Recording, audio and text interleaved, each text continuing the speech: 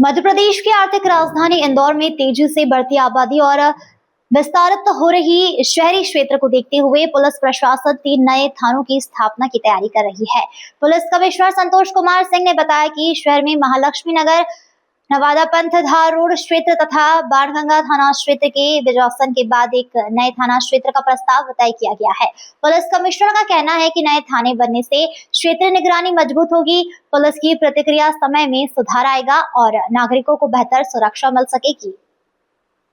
9 दिसंबर 2021 को इंदौर में police commissioner प्रणाली चालू हुई थी। हमारे साथ मौजूद है इंदौर के चौथे पुलिस कमिश्नर संतोष कुमार सिंह जी, जो बताएंगे कि इंदौर में जो नए 3 या 4 थाने प्रस्तावित है वो किस लिए जरूरी है और क्यों जरूरी है और अभी तक कितना बल है और उसके लिए कहाँ से बल उपयोग में आएगा।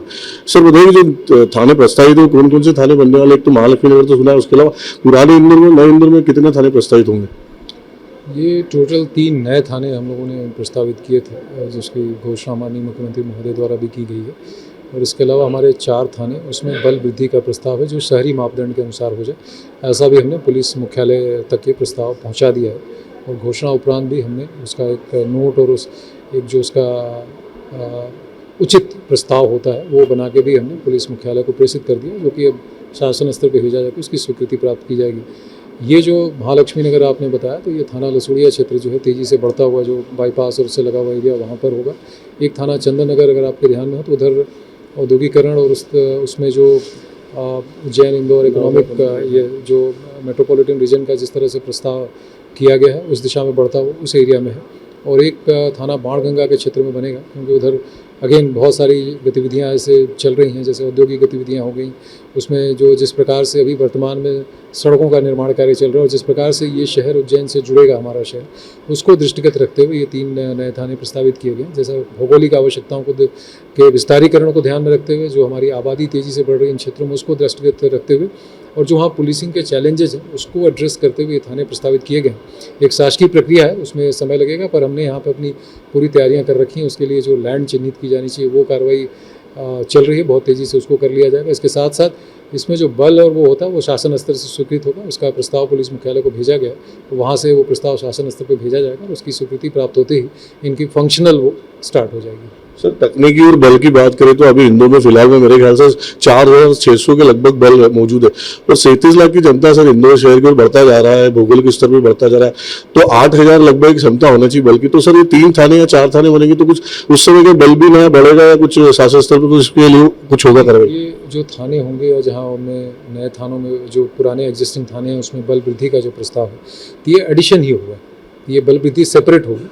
तो डेफिनेटली जो हमारी वर्तमान स्ट्रेंथ है उससे ये बढ़ के स्ट्रेंथ आएगी। और इसी के दृष्टिगत अपनी जो लोकल हमारे चैलेंजेज हमारे शहर में पुलिसिंग के, लॉ एंड ऑर्डर मेंटेनेंस के, पब्लिक ऑर्डर मेंटेनेंस के, ट्रैफिक के जो चैलेंजेस रहते हैं उसके दृष्टिगत ही बहुत तेज़ी से हम लोगों ने तकनीकी उसको भी अपने आप में इनकॉर्पोरेट किया। जैसा अभी आपको ध्यान ही है कि माननीय मुख्यमंत्री महोदय द्वारा एक कमिश्नरेट की ड्रोन यूनिट का भी इनॉपरेशन किया गया था। तो ड्रोन का हम काफ़ी एक्सटेंसिव प्रयोग करते हैं, जैसे पेट्रोलिंग की गतिविधियाँ हो गई, अपराधियों के ऊपर वॉच रखने के लिए, किसी एरिया के एग्जामिनेशन है उसकी निगरानी करने के लिए, ट्रैफिक मैनेजमेंट के लिए। कई बार हम ट्रैफिक उसके लिए पूरा ड्रोन से देखते हैं और फिर अपनी जो ग्राउंड पार्टीज हैं जाके वहाँ के ट्रैफिक को व्यवस्थित करती हैं। इन सब के काफ़ी अच्छे इम्पैक्ट आए हैं ओवरऑल पुलिसिंग व्यवस्था के लिए। इसके साथ साथ प्रेडिक्टिव और जो प्रिवेंटिव पुलिसिंग का हमारा ध्येय है, जिसमें कि AI के थ्रू हम एनालिटिक्स को एनालाइज करते हैं और एक तरह से प्रेडिक्ट करते हैं कि हमारे हॉटस्पॉट्स कहाँ क्रिएट हो रहे हैं, हॉटस्पॉट चेंज कैसे हो रहे हैं और कैसे इन एरियाज़ में हमको पुलिसिंग करने की आवश्यकता है।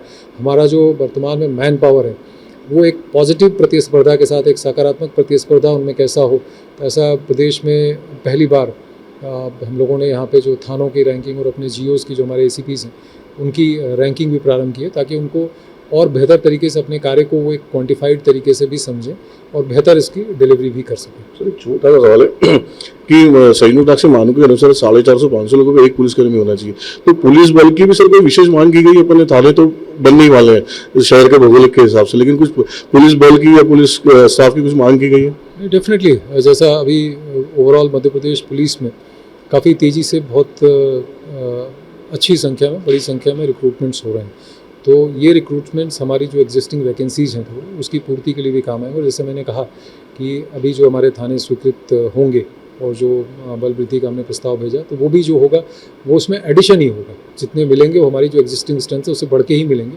और आगे जैसे मैंने कहा कि एक विज़न ऐसा है कि टेक्नोलॉजी का ज़्यादा इनकॉर्पोरेट किया जाए और अपना जो ह्यूमन रिसोर्स है उसको भी ऑप्टिमल तरीके से प्रभावी तरीके से उसका प्रयोग किया जाए, ये भी किया जा रहा है। और आगे अगर ऐसी आवश्यकताएं और आएंगी तो उसके अनुसार प्रस्ताव भेजा जाएगा।